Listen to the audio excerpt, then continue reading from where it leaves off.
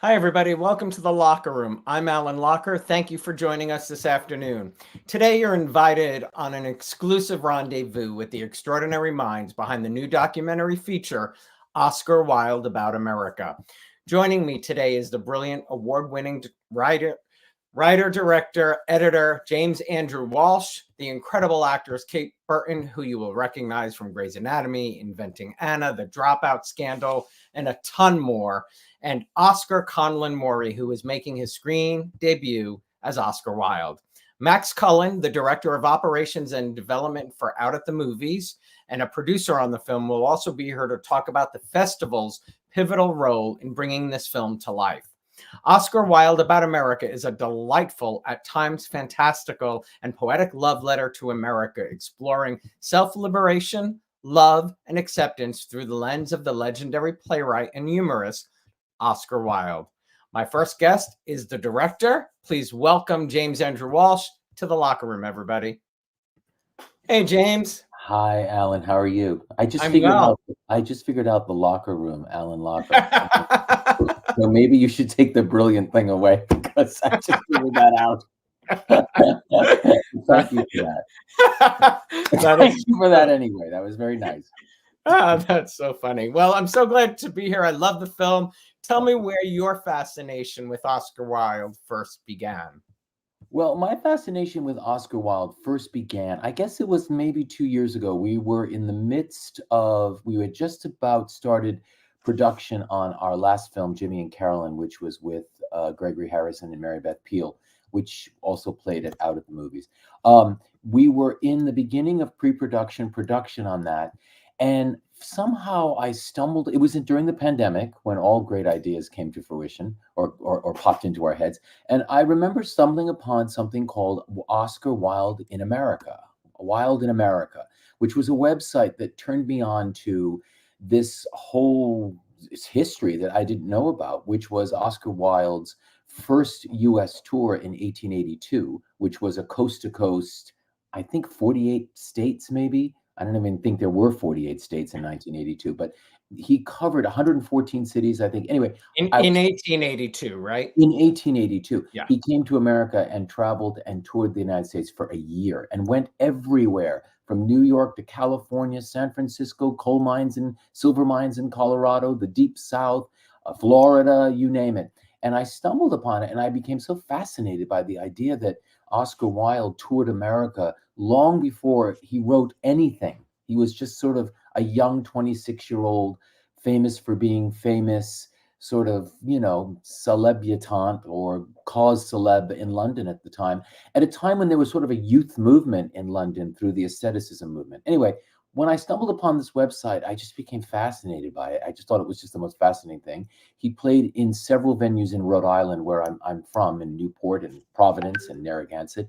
And it was at that point that I started to think, what if we recreated this somehow? I mean, a la, a sort of one night only Oscar returns to the United States. So the original idea of the movie was a one night only stage recreation of the lecture that Oscar gave while he was on this 1882 tour. Well, of course, lo and behold, it turned out to be a 10-month pre-production, month-long, journey across America with a film crew in which we really, recreated in our own kind of documentary fantasy, kind of gay Borat style, the same trip without it becoming a history lesson. The one thing I wanted to avoid was a history lesson, was homework. I wanted it to be fun and fantastical and carnal at times and beautiful at times, all the attributes that I find in the Wilde story and in Wilde's writing, and so that was that was the beginning and the inspiration and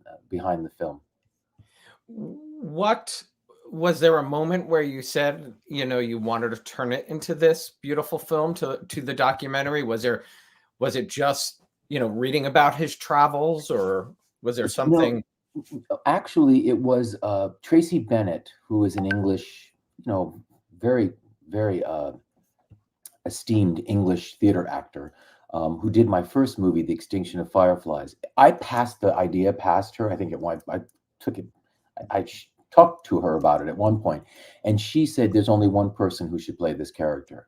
And when I met him, his name is Oscar Conlon-Morrey, I fell madly in love with him. I went to London specifically to meet him. And as soon as I met him, I knew that, and it was sort of his idea, he was the one who really suggested, why don't we just do the actual road trip?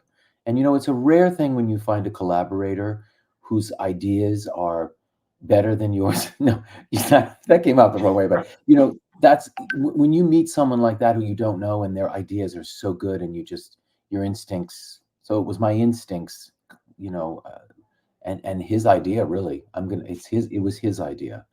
Well, and we'll learn from Oscar shortly about his connection to Oscar Wilde as well. Yes. I love that.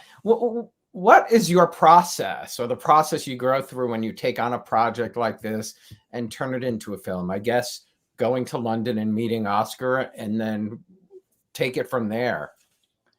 Well, greatness is the residue of preparation, right? So your process is always about how much can I do to prepare so that when the time comes and the camera rolls, which is a very finite period of time, and you only have 1 day here or 2 days there, my process is really setting myself up for to maximize the potential when the camera rolls.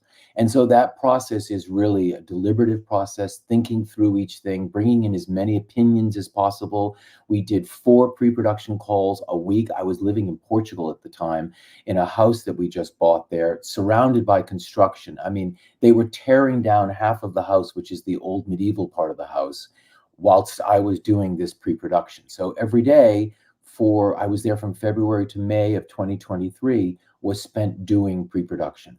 And so the process is really about vetting your ideas, deliberating, going back over the same idea, adding ideas to those ideas, refining those ideas, taking ideas out. And then also part of the process is the very logistical, pragmatic, especially with a movie like this that, we shot in 11, 12 states. There was moving parts all over. The pragmatic, practical, day-to-day, being able to sort of troubleshoot in advance and envision what the actual experience would be like is very much part of the process. And then once you get on the set and you get, that, if you, like I said, greatness is the residue of good preparation. Once you get on the set, if all of that is in place, then there's all this room for inspiration and the unknown, and hopefully to maximize the potential of that amount of time that the camera's rolling. So that's the process that gets you to the production. And then, of course, the process changes once you start looking at the footage and you begin editing and understanding the movie that you shot. That's a totally different process. Does the unknown excite you? Is that part Yes. of the process? Absolutely. It's very much part of the process.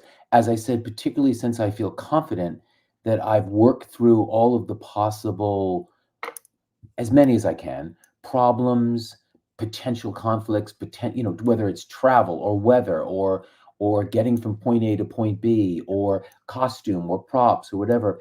I'm a Boy Scout at heart. So once we're in that moment and the camera's rolling, I am free to just sort of let it happen completely. So yes. I love that. Do the locations mirror his Yes. journey or some of his journey? Yes. Again, we didn't want to make something didactic, which is visiting all the theaters and concert halls where he spoke, or the where he lived or where he stayed. Because we couldn't do that movie because he traveled for a year. It would have been a much different undertaking. So what we decided instead would be, how do we do a mix between what he did, where he went, and where we want him to go in 2023. So it was a blending of the two. We made that decision. Rather, we put him and send him where we'd like to send him for filmmaking purposes, and have enough in place, quotes wise, because there's lots of quotes in the movie that are actual Oscar Wilde quotes, so that there's enough to substantiate the idea that it is inspired by the tour without it becoming homework or didactic or a documentary. Mhm. Was there a particular location that was more difficult to shoot in, or one that you couldn't live without? One that we couldn't live without. Difficult. I have to be honest with you, Alan. It went off as smooth as silk. I have to be You honest. can't ask for anything better than that.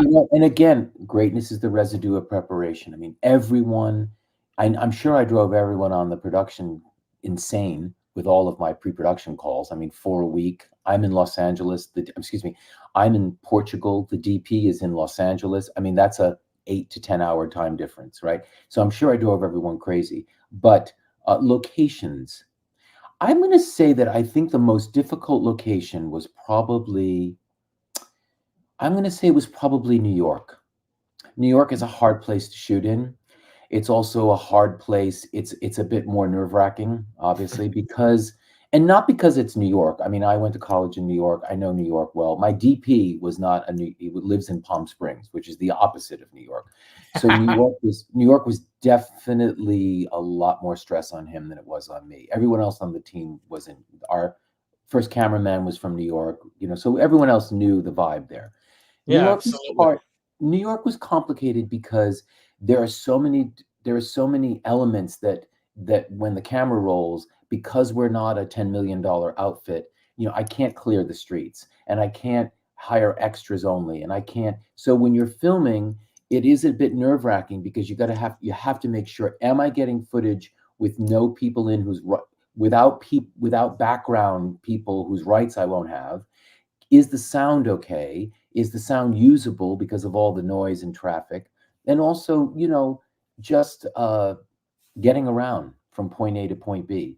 Yeah, of course. It's a struggle with Absolutely. equipment, etc. I would say New York was the hardest. Okay. New York Well, I'd City. love to learn, you have the premiere out at the movies later this month. How did your relationship begin with Out at the Movies International Film Festival? Well, as you and I have spoken about several times, Alan, I love Out at the Movies. I think it's a wonderful festival. I think it's a highly underrated festival.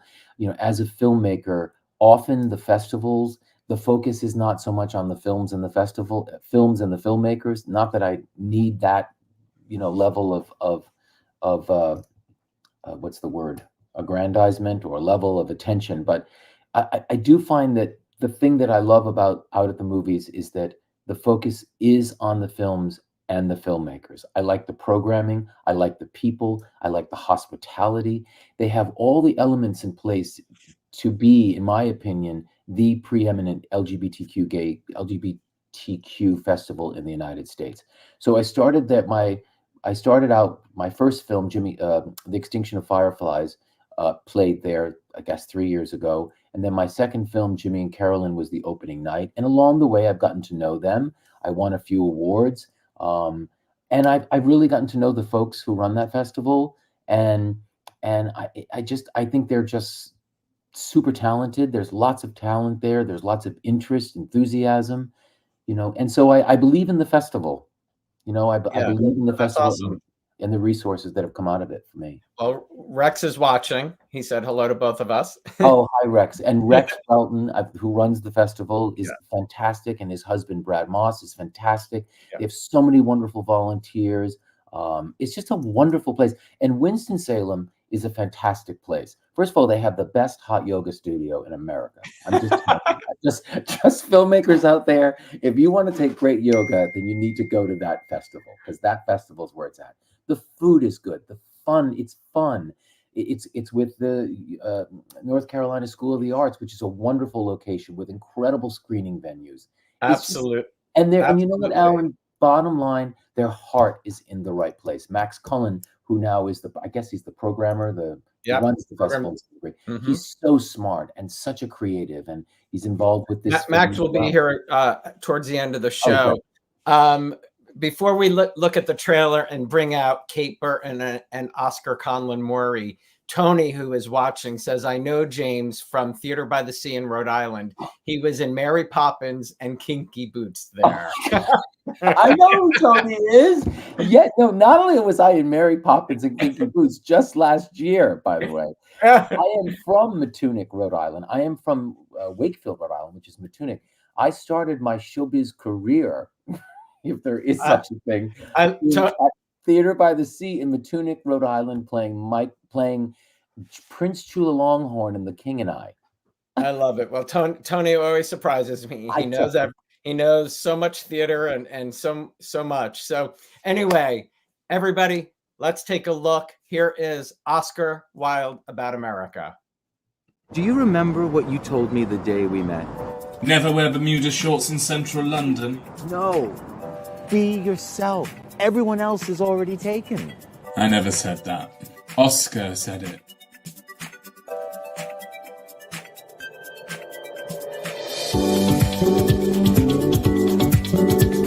I have nothing to declare but my genius.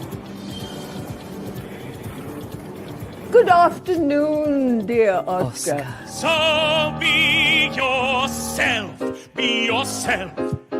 Everyone else is taken, be yourself, just yourself. Nobody else will do.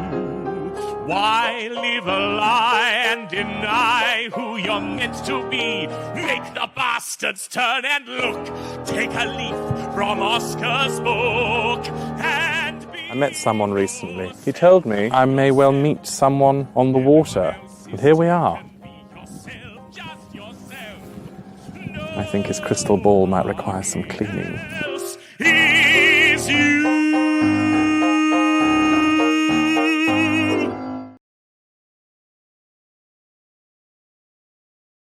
Keep an eye out for news about the release of Oscar Wilde About America. As I said at the beginning, I loved the documentary and I can't wait for you all to see it. Joining James and I now are two of the film's stars. Please help me welcome Kate Burton and Oscar Wilde himself, Oscar Conlon-Morrey. Thank you all for being here. What a joy. Thanks for having us, Alan. Thanks, Alan. My pleasure. My pleasure. As I said, and I think you heard me say, I love the film. James, I want to start with you. Talk about casting these incredible two talents and how you found them both for these parts. Well, the story begins with another one of my favorite English actors, who is a woman named Tracy Bennett, who was appearing in Follies at the time that she gave me the idea to cast Oscar Conlon-Morrey. So Tracy did my first movie, The Extinction of Fireflies, with Michael Urie, and I brought her to America in the middle of a pandemic, et cetera, and we became, war buddies, friends. And when I told her that I had this notion based on the book I had read to do a movie that kind of recreates in a sort of documentary fantasy style Oscar Wilde's 1882 tour of America in 2024 or 2023, she said, I know the perfect person. There's only one person. And of course, we were already with a casting director. We were already talking to Zachary Quinto. I mean, we were already I was like, okay, who? And she said, his name is Oscar. And I said, okay.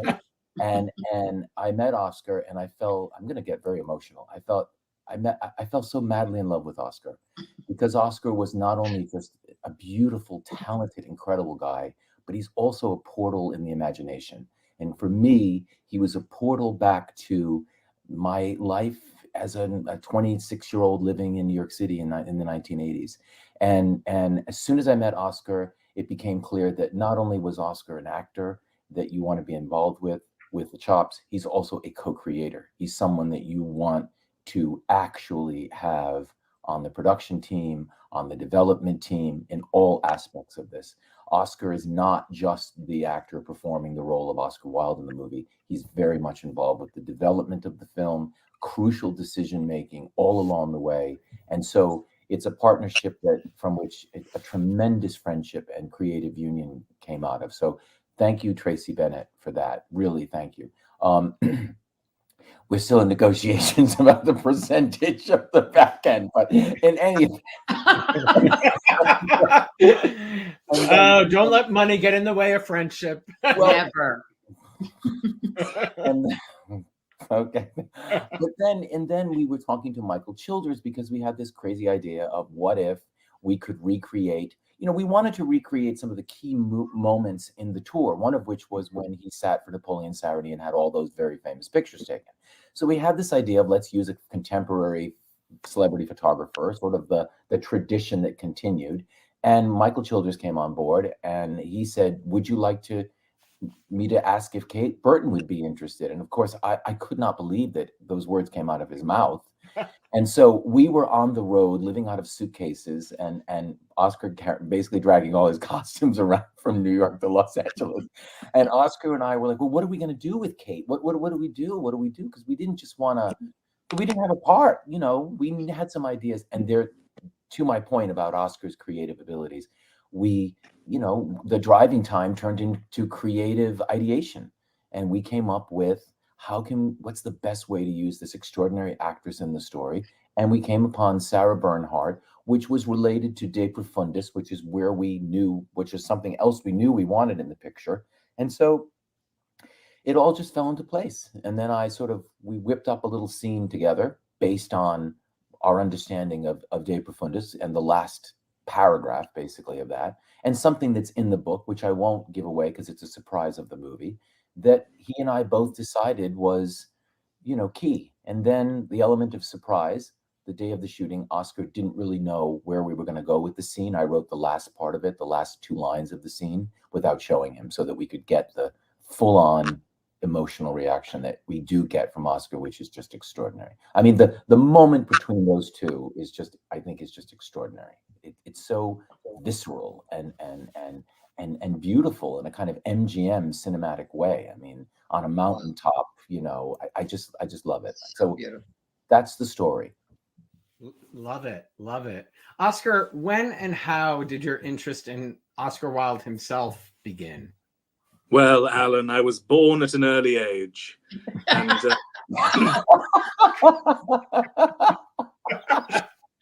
no, the reality is that I was named for Oscar Wilde. Both my parents are bohemian hippies.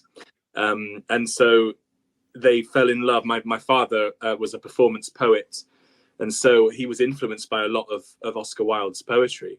And bearing in mind that we think we know who Oscar Wilde was and what Oscar Wilde was, the reality is when he was sent to America by Richard Doyley Carte, who was the opera manager of Gilbert and Sullivan, who had written this operetta, Patience, which was about fops and dandies in Victorian London. And they wanted to take it to Broadway. And of course, Broadway, America as a whole, had no idea what the aesthetic movement was and what these fops and these dandies were, and these prancing, mincing men in tights and all that business.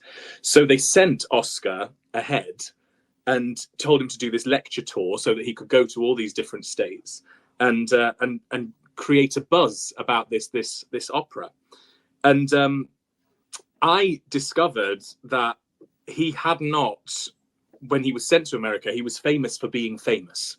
That's it. He hadn't put pen to paper at this stage. He'd made 1 book of poetry, which had done abysmally. Wow. Really terrible. Yeah, he had not written any of the major works that we consider to be part of his canon, part of his prolific writing. But my father had that book. He had the first collection of poetry that Oscar Wilde had written before he went to America.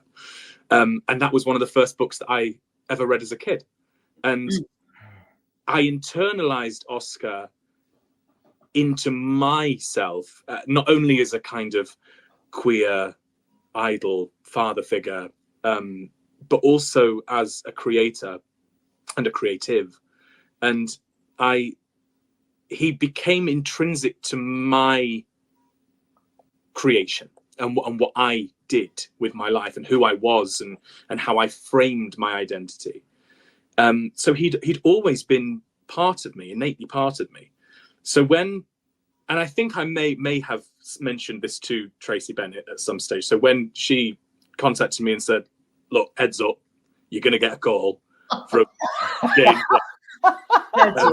He's not some creep, don't worry. He's a really lovely guy and he's going to take you on a journey, but just go with it. And that's exactly what happened. And this process for me was really life-altering, because I had not in any way anticipated how much I would discover about myself as a person, not just an actor portraying a role. It was why I had internalized parts of Oscar Wilde, how I had internalized those parts, what they were protecting, what boundaries and walls were in place.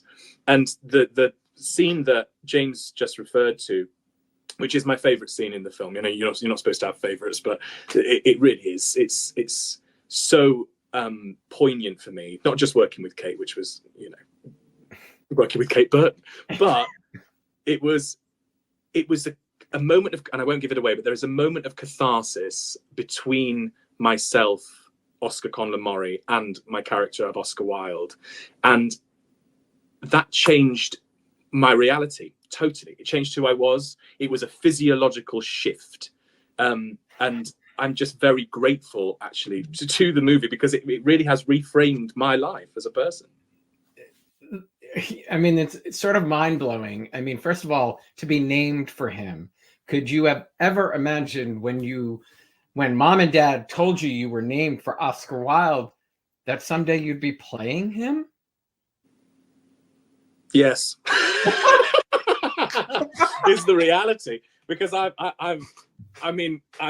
it's the only reason I went into acting, was to escape and to be other people. And because I'd idolized him so much, that it was absolutely part of my innate nature that I needed to play that role. And one of his quotes, which I adore, is, "I adore acting. It is so much more real than life."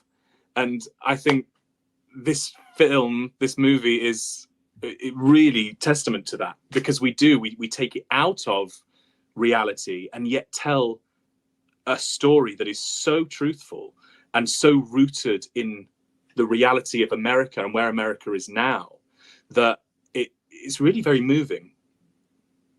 Love that. Kate, you play an imagined version of the famed stage actress of the late 19th and early 20th century, Sarah Bernhardt. Were you familiar with her, and does she have a connection to you? Were you? The only, to be honest, I mean, I've always seen, the famous Mucha posters, the most beautiful posters on earth. And I did see a very interesting play that Janet McTeer did here on Broadway, playing her. And that was very revelatory to me. To be on, every actor, every classical actress, and that's what I am, has, of course, revered her. I was always very interested in the dynamic between her and Eleonora Duse. I found that very interesting because of the fact that Duse was considered to be a very organic actress, and Sarah Bernhardt was an actress, but in truth, and that sort of dynamic was something that when I was in drama school, we were always sort of talking about. And because I come from an acting family, it was something that was just sort of a discussion kind of thing I never talked about it with either of my parents, but I did think about it a lot. Anyway, so here I was. But I think the thing that's really interesting about this project, number one, the way it was described, which was so wonderful. I mean, literally, there was one moment where I arrived to shoot my scene and Oscar had a broom and he was like cleaning the space, the space being incredible. One of the most beautiful, honestly, one of the most beautiful experiences I've ever had as an actor walking onto the set. It really was epic. And, honestly, the star of this film is Oscar, and boy, is he ever. And it's just such a stunningly beautiful performance, and also just such a magical story. The way James has gone about telling this story is really, it's extraordinary. It has to be seen to be believed. It's incredible. And also I love, I refer to these roles sometimes as my dabs of paint. And I've had a lot of films actually where I've kind of swung in for a 24-hour period and boom, done it and goodbye. And it was just magical. It was an extraordinarily magical thing. It stayed with me. It stayed with me way after the experience. And funnily enough, even though it was very small in terms of what we said, it was sort of a huge scene, and I knew where it landed in the movie. And it was so funny because after it was done, we went up to this enormous Mexican meal. Oh my God. I was literally like weaving on the sidewalk afterwards. It was so much food. It was beyond belief. And I thought, and that's that interesting thing of the magic of being an actor, is that you do something which you think, oh yeah, this is fine. I'll just do this and and then I'll leave. Goodbye.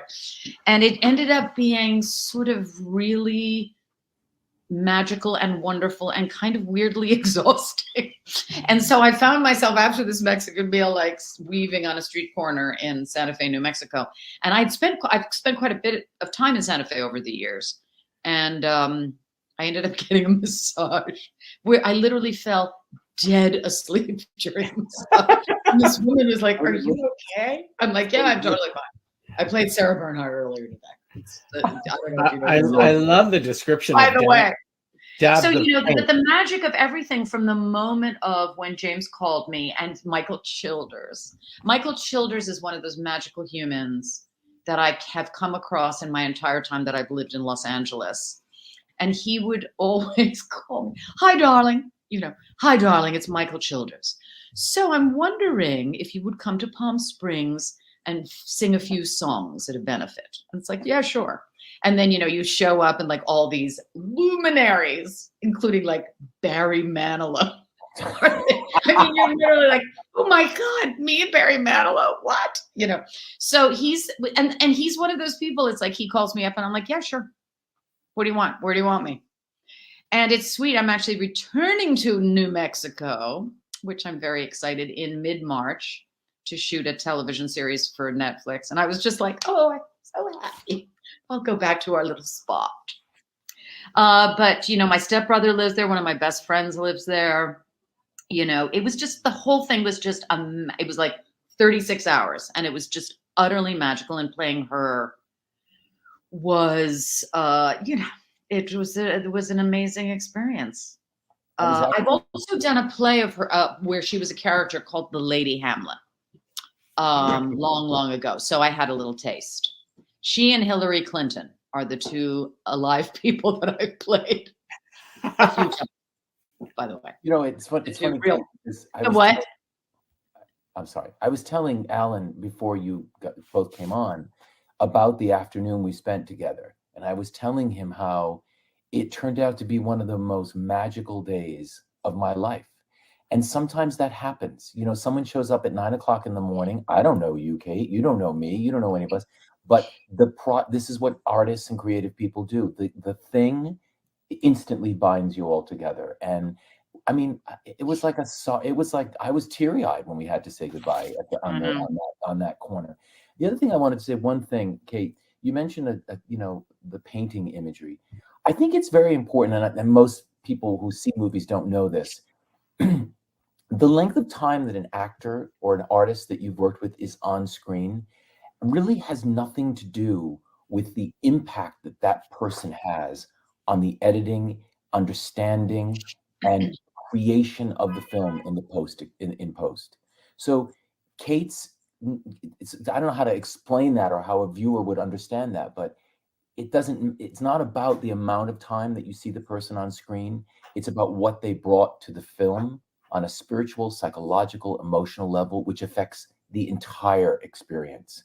Everything is dipped in that experience. So it's hard, you know, it sounds artsy fartsy what I'm saying, but it is very true, you know, because you're always got that moment in your mind when you're editing. That's where you're going.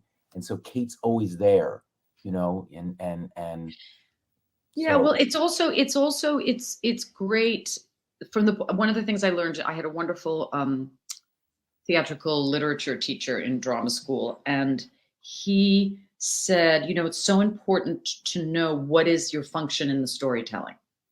Like, where do you land in telling, just literally, and you can be in every single scene as Oscar is, or you can be in one scene as I am. And you know, there's an old adage that I think Oscar and I both experienced in drama school, there are no small parts, only small actors. And guess what? It's really true. I mean, and that's the thing. It's like when, I've done so much Chekhov and Shakespeare in my life, but sometimes it's so funny because the tiniest roles, they can have such a huge impact. And that's the thing, because ultimately what James is doing is telling a story, and I mean, as I go on in getting into my 5th decade of acting, hooray! That it's like, that's really at the end of the day, and I've started to teach a lot in the last 6 years, and the end of the day, it's truly about storytelling. It's what literally, it's a heart of everything we do as actors, as filmmakers, but the other thing too that I love, and I'll just sort of say this, is that I adore working on all different kinds of productions, small productions, large productions, but I particularly love working on these kinds of independent films, tiny, literally like us and like 2 other people, or maybe 3, the people who drove the cars and the guy who's holding the camera, who's so brilliant. I love that. I love that experience. I happen to do 2 other very tiny films that are not tiny films, by the way. This is not a tiny film. I did something called Guts, which was just 2, an older woman, me, and a young woman, and I was helping her with her eating disorder. We shot it in 3 hours in a church, in a church apartment right near my house in LA. And the other thing I did was this 12-minute film called The Anne Frank Gift Shop. Again, we shot it over 2. It was shortlisted for the Oscar. Yeah. Anyway, but it was a short film, and again, it was 2 days, and it was about literally the Anne Frank Gift Shop, and I am the Dutch woman who is trying to rebrand. Oh, wow. Sounds like horrific. Anyway, it's hysterically funny. I encourage you. But what I'm saying, my 3 favorite experiences have been these 3 movies. Well, I've been in some big movies, but it's like, this is to me like what I love as an actor. I need to find that short because both of my parents are born and raised in Amsterdam and Holocaust survivors. No. Oh, yeah. Well, yes. Yes. Wow. Well, yes, you do need to. It's quite something. It's this Mickey Rapkin who wrote. He wrote Pitch Perfect, the book. And his partner, his husband, Jason Butler Harner, who's an actor that I've known 1,000 years. And it's one of those movies that I'm like, and by the way, I say the same things to you, James. Can't you just make us like be a repertory company? Oh, I'm working. Where we'll just come back and all play different kinds of, drag Oscars costumes around. I'm telling you, I'm working on it. I'm writing a new play called Another Fucking Blue Zone, about an English couple building their murder mystery, existential murder mystery about an English couple building their dream house in the Costa Rica Blue Zone. My God. And I'm writing a part for you, and I'm writing a part for you, Oscar. Well, I'm so excited. So when I'm ready to actually do a reading of this play, Kate, remember those words. Okay. Absolutely. Remember those words. Well, Oscar, as a young gay man yourself, did this experience of diving into the life of Oscar Wilde help you discover anything about yourself? It did. Not necessarily from a sexuality side of things, but more what I had used personality-wise as barriers and walls to hide behind. And I think that a lot of that probably is, cognitively and formatively in my early years to do with my sexuality. But Oscar did exactly the same thing. Oscar did it in a much more eloquent way. But when he was, an actively gay man, it was illegal. And we know what he had to endure as part of the penance of his reality, which was loving people. And so to see how he managed, even after 2 years of hard labor in Reading jail, he wrote the most remarkable, not memoir, but it was a letter to Bosie Douglas, who was his lover. and who basically single-handedly orchestrated Oscar's downfall through pride.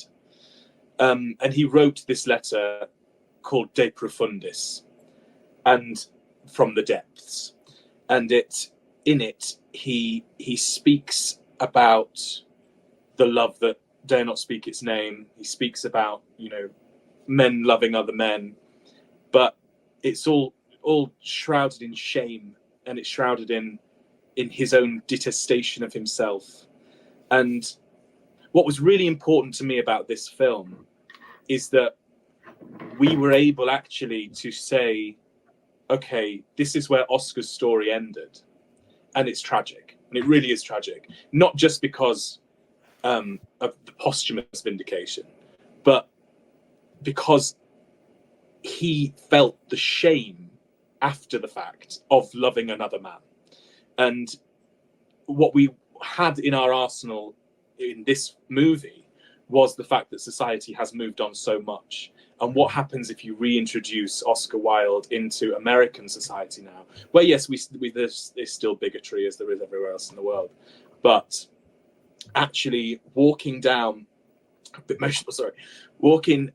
down the parade, LA Pride, with a bunch of sunflowers in my hand, and seeing this mass hysterical protest of love, and people literally reaching out to me and shouting the name Oscar Wilde.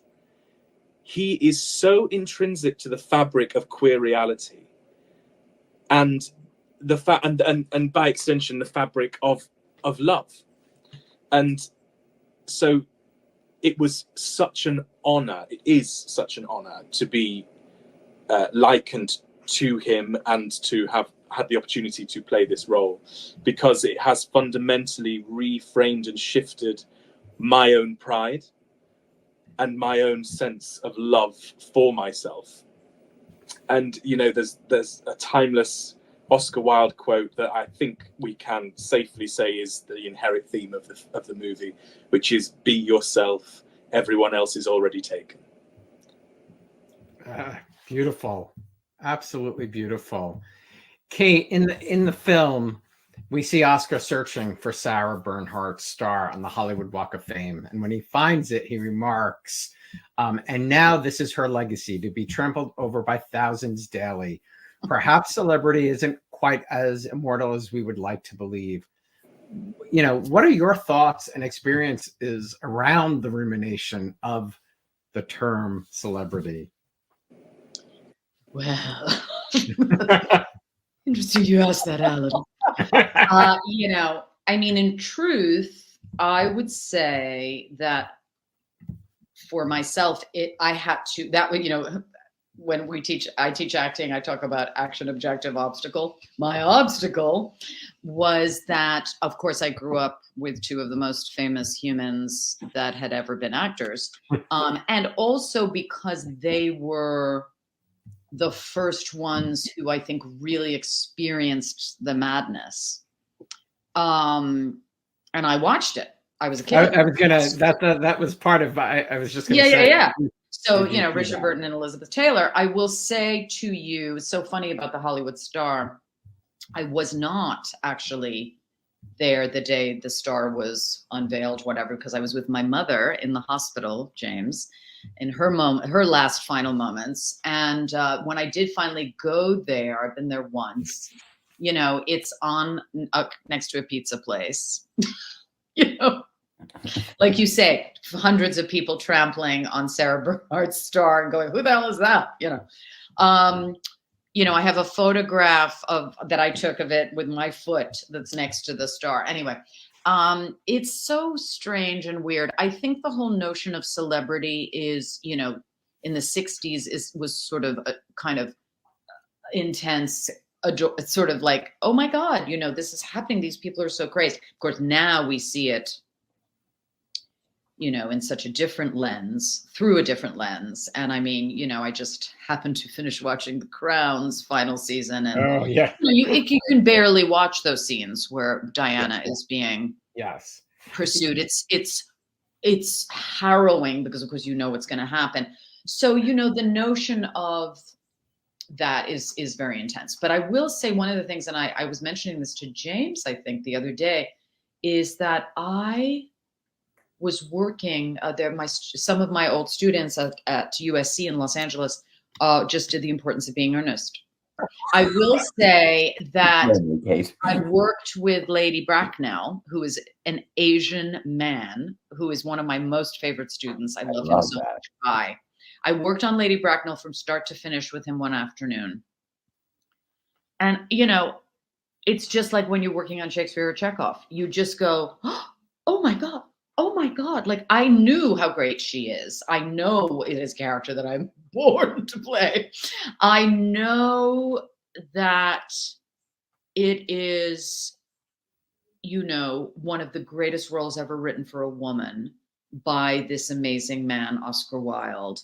And then the purity of the experience to be able to work with my great student on Lady Bracknell, and then to read, and I got to read all the other parts. So much fun.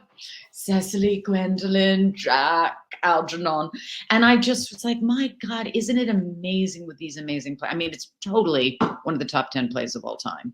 And it still is. And like Oscar was talking about having people come towards him and shout Oscar Wilde, isn't it incredible that he's still so vivid?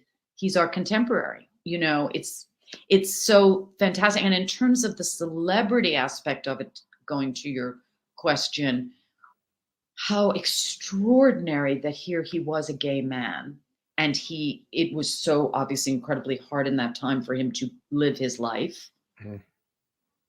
And ultimately at the end of the day, it's so tragic what happened, but he lives on, is my point. And there I am sitting in my house in LA working on Lady Bracknell, and we're laughing. And I'm saying, okay, when she starts saying this, think about she's just in her own universe where she wants to only think about the things that matter to her. And what a fascinating character she is, and what fascinating characters they all are. I mean, it's an amazing play and an amazing story and extraordinary writing in 2024. I also just want to say one thing. It's sure. To me, those two scenes being back to back, the idea of a star, Sarah Bernhardt, being trampled on, this is her legacy. And then what we show the audience is, but on the other side of celebrity can be the kind of force that brings about tremendous change. Yeah. So rather than, we show a star and a name being trampled on, and then we show the image of a star, of a recognizable celebrity parading down Hollywood Boulevard, not being trampled on at all, but a victory parade, really. And so I like those two, the contrast of that, because the only real reason why people recognize Oscar Wilde parading down Hollywood Boulevard is because of all the signifiers that he had with him, the sunflowers, the hat, the whole gesture, the whole posture. That's all the result of imagery and celebrity, which is something that Napoleon Sareny perfected for Oscar and became part of the Oscar Wilde legend in America, which is why it's the perfect place to end the Oscar Wilde story and just sort of save him from his own tragedy in a strange way on Hollywood Boulevard. And honestly, Alan, we were shocked because, you can't reset. Can we reset the parade to one and do it again? It's right. Like, rolling. I mean, I think we were all astonished that people recognized who it was. It was incredible. In Los Angeles, of all places. Yeah, correct. Oscar also said at the start of our chat here, just talking about the fact that Oscar Wilde sort of became famous before he really ever wrote anything, sort of how a lot of celebrities today become famous for not doing anything. Yeah, he was the first reality TV star in that way. He was famous just for being famous. And James is absolutely right. It was Napoleon Sareny that really cemented that for him. Oscar had worked out as the moniker he gave himself was the high priest of the aesthetic movement. And the aesthetic movement had some really clear signifiers. It was lilies, it was sunflowers, it was louche clothing, velvets and breeches and tights and buckled shoes, and every movement was a labor, and one had to tilt one's head to a certain side to be able to prostrate at the fort. It's just extraordinary, all of these different recipes that went into creating a brand. And then Napoleon Sarony absolutely distilled that brand and created those incredible pictures. There is an Oscar Wilde quote that's escaping me now, but it's something like, an idea is only an idea until it is made an image and then is immortal. And that's what Napoleon Sarony did. He immortalized not only Oscar, but Oscar's brand. And the main thing that Oscar did was, he said on his lecture tour, forget the lectures, get my face with little photographs in every single lobby of every single venue that I speak at, and we will sell them and I will sign them. He was the original autograph, right, was Oscar Wilde. Right. And so it's just amazing to see like the lineage now, to see where and how celebrity culture has adapted to that. And yeah, he was the founding father of reality celebrities. Of celebrity, of image and celebrity, which was really the America's contribution to the history of representational art, cinema, image. You know, it's Richard Burton and Liz Taylor. How, you know, it's the same. It's that whole thing. And so I thought this is a very and what's so interesting that Oscar and Kate both do. The wrong actors in these parts would have turned these gestures into kabuki. You know, into kabuki. The reason why people recognize Oscar as Oscar Wilde was not just the signifiers and the kabuki moves, but also because it was unmistakable who that person was, because Oscar Conlon-Morrey, the actor, inhabits that role so in the same way that Kate does. You know, it's the thing that Oscar brought to the role more than anything else. It was hard. He had to carry his own costumes around. You know, I became a bit of a wig professional by the end of it. You know, but here's the thing. In that gesture, in doing that, I think Oscar, in a kind of method way, discovered a fundamental and important part of the mechanics of Oscar Wilde's original tour. Oscar Wilde had to do a lot of that himself too. But when it was time to put on the show, just like Oscar Conlon-Morrey, he was ready with all the show business. But in reality, underneath it all, and that comes through the movie. And I think that's why when he parades down Hollywood Boulevard, people know who it is, because he is the person. It's a great trick. It's a great trick that the moving image can do, I think. Oh, 100%. Before I let you go, I mean, Oscar, this film brought you to America for the first time, 2023. I mean, I know as a gay man, going to those pride parades for the first time, being in Los Angeles for that, what was your experience of seeing America through this lens, through Oscar Wilde's lens? What was that like?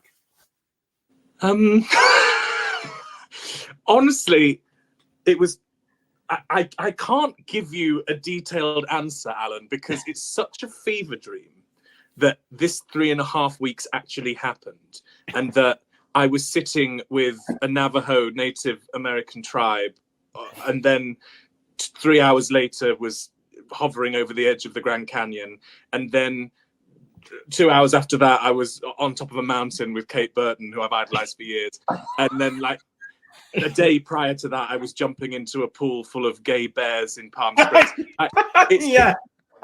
Honestly, I mean, there was one point where I was talking to some Trump supporters in Washington, and like just having a really in full Oscar Wilde drag, just having a really candid conversation about their politics, knowing full well that I was about to get a plane and go and jump into a pool of gay naked men.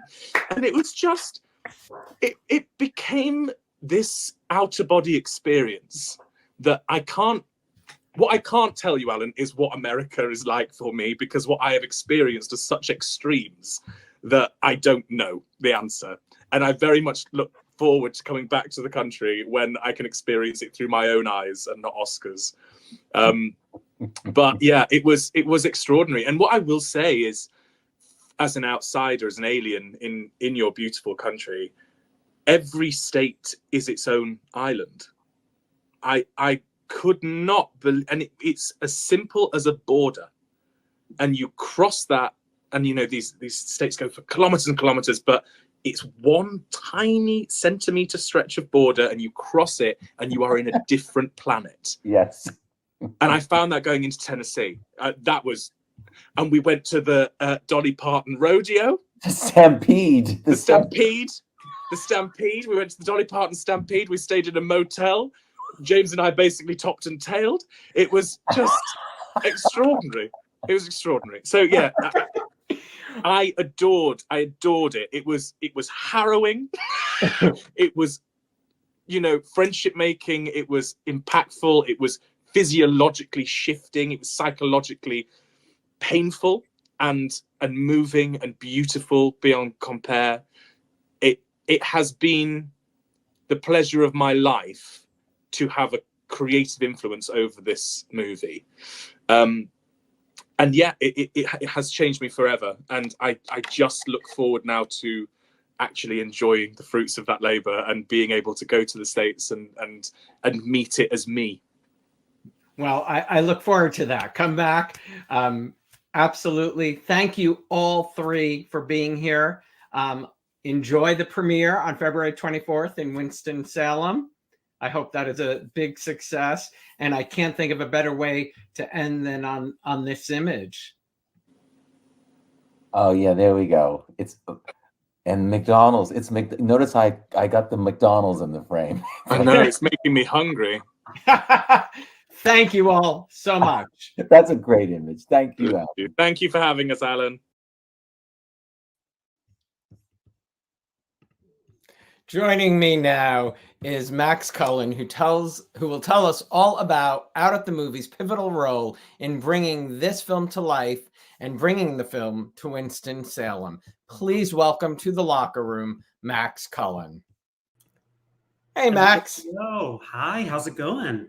It's going well. Couldn't you listen to those fabulous people forever? And it was bringing me back. I was getting goosebumps or goose pimples, as Oscar Conlon-Morrey may say. It was awesome to see those four together. Yeah. That's funny. Well, for people watching who may not be familiar with Out at the Movies, will you tell us about the film festival? Absolutely. So Out at the Movies is an international film festival.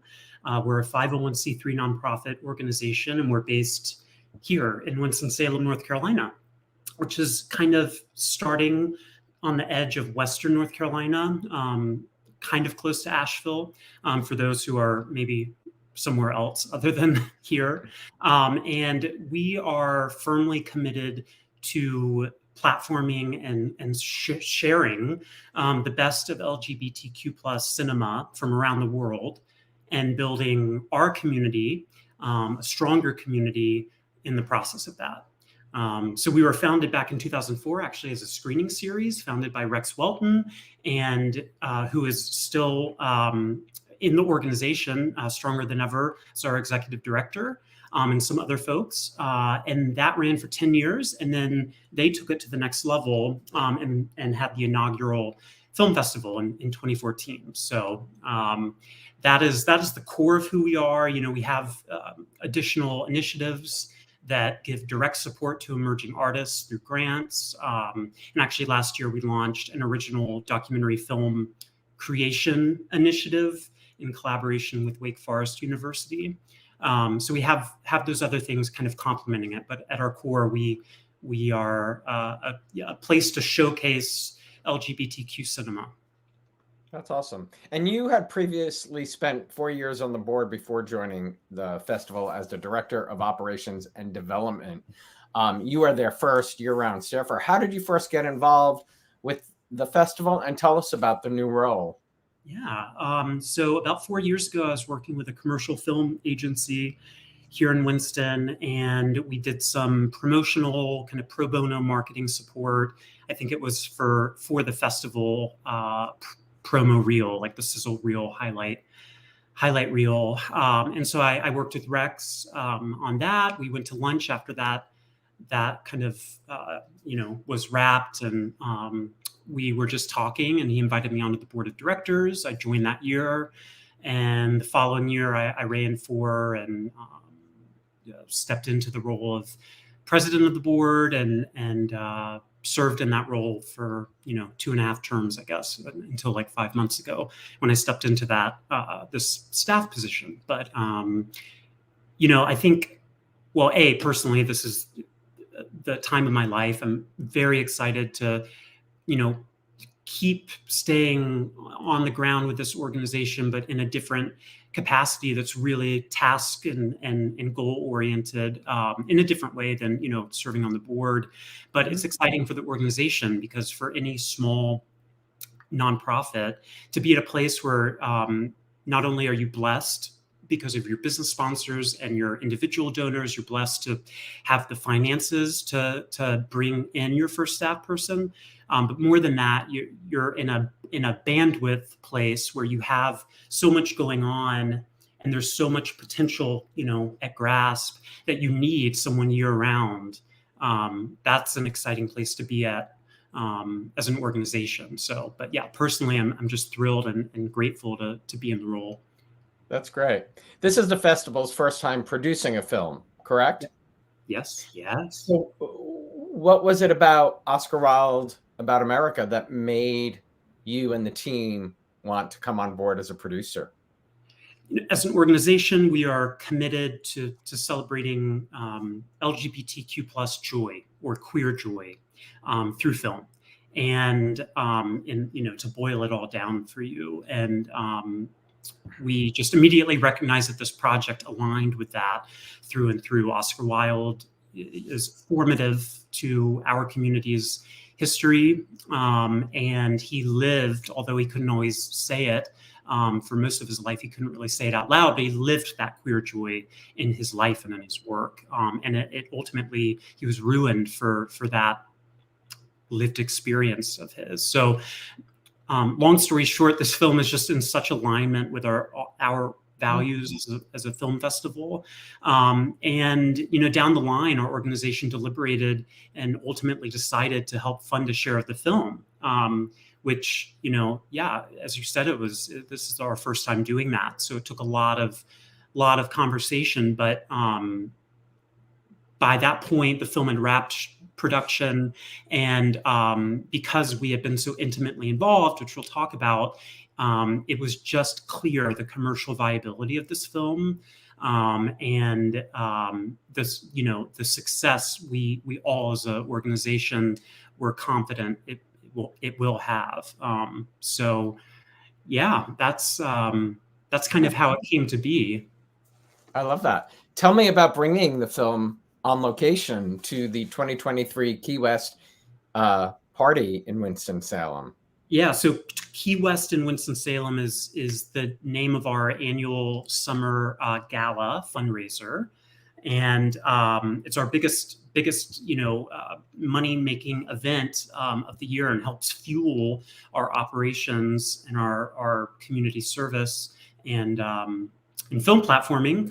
So it's important to us, but really it's a raucous time.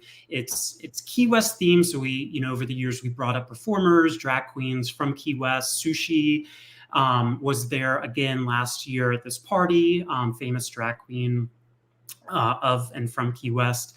And so it's like this decadent raucous time. It's like Studio 54 in a suburban backyard in the South. It's like this cool mix. And so what a fabulous concept or idea of having Oscar Wilde in that space, experiencing that.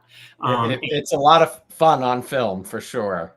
And so it was, James and Rex had been in talks for a long time, and we capitalized on the film crew's time in Winston to shoot that scene, which was always the plan, but also to add on a couple of other scenes filmed in the area, and that within the film are situated in the first half of the story. So really serve to kind of get the audience with us and set up the character of Oscar Wilde. So yeah, Winston is a unique place. We're home to the first Arts Council in America, the first all-women's liberal arts college, the first publicly funded arts conservatory, UNC School of the Arts.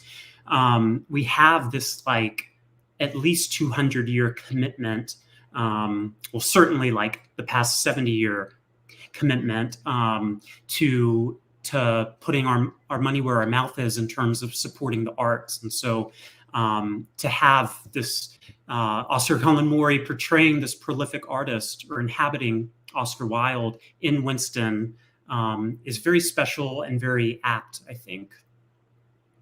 He's perfect. Absolutely. Out at the Movies is hosting the world premiere, as I said, on February 24th. Are there tickets still available, and what can attendees expect? Yes, absolutely. I encourage anyone who will be in the Winston-Salem area to come, outatthemovies.org. And so tickets are absolutely available. We're going to have on Saturday, February 24th, kind of a whole evening of experiences. So it's going to start at 6 p.m. With a VIP dinner with the stars that will include some of the cast and crew who Out at the Movies is hosting in town for this. Kind of an intimate experience where people will be able to eat great food and talk to these prolific, minds, and then go into the screening at 8 p.m. To enjoy the film and hear a little talk back with those filmmakers afterwards. So, between those two experiences and then the after party that we'll throw at a different venue on that evening, like a lot of events that Out at the Movies puts on, it's more than just a film screening. It's kind of like a party of a film screening. And yeah, we're gonna make that happen. People are gonna have fun if they come. Those talkbacks are quite fun. Did you yourself grow up in Winston-Salem? I did, yeah. So I grew up in Winston. I'm a son of Winston-Salem, and I went away for school and traveled a little bit, and then came back to actually start my own hustle in the commercial film world. That, in addition to my work with Out at the Movies, I'm still doing. So Winston, has been my home in all senses of that phrase for a while. What do you love about Winston-Salem before I let you go? Winston is just kind of a magical place, especially for a working artist. For a filmmaker, someone who loves film, especially, we have this synergy of creative individuals who may not be in the arts, mixed with artists, mixed with elite conservatory focused arts education in the form of UNC School of the Arts.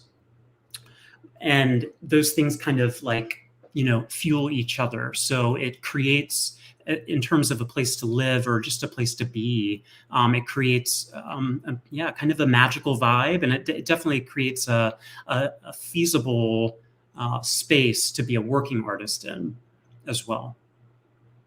I love that. Do you, before we say goodbye, do you have the 2024 dates for the festival? We do. So this will run from October 3rd through October 6th of 2024. And it marks our 11th annual festival. So we had a blowout year last year, finally passed the tentacles of COVID-19, and we had great attendance. And I'm excited to take it up even another step this year. So October 3rd through 6th. And June 1st, we're having our next Key West and Winston-Salem gala party.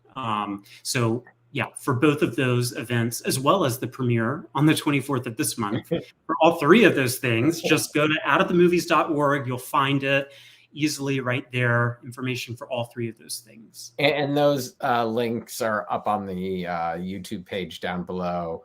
Max, thank you so much. You know, I myself have been there to judge in person once. I judged virtually. I hope to come back again. But thank you so much for being here. I wish you all much success on the premiere on the 24th. Thank you so much. Thank you, Alan. My pleasure. Thanks, everybody, for joining us today. Thank you to my guests, James Andrew Walsh, Kate Burton, Oscar Conlon-Morrey, and Max Cullen, for stopping by and sharing information about Oscar Wilde About America. Keep your eyes out for the film. And if you're in the Winston-Salem, go to outatthemovies.org and buy tickets. Please join me this Friday when Tony nominee Robert Westenberg joins me live. Robert will be here to look back at his lengthy career that included work on and off Broadway in regional theaters, national tours, film, and television. You may have heard actor Michael Park speak of Robert during our interview. Robert is one of Michael's mentors. If you haven't yet subscribed to my YouTube channel, you can do so down below. Turn on the notifications for reminders of all upcoming shows. And if you'd like to stream audio podcasts, just search The Locher Room on your favorite streaming platform. Have a great afternoon, everybody. I will see you on Friday.